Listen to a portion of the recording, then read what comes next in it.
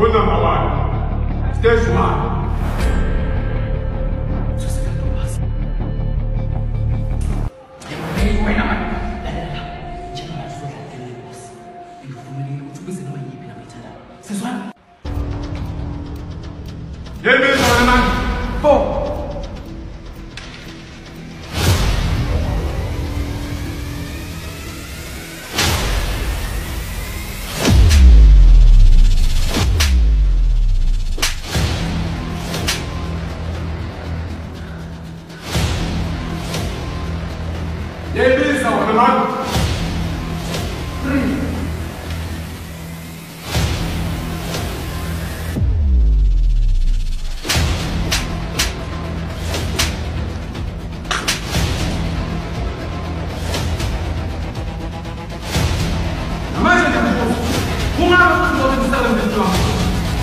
Ngithe angazi lutho mina ngize ngithini kanti kuwe mina ngize ngikhuluma kanjani nawe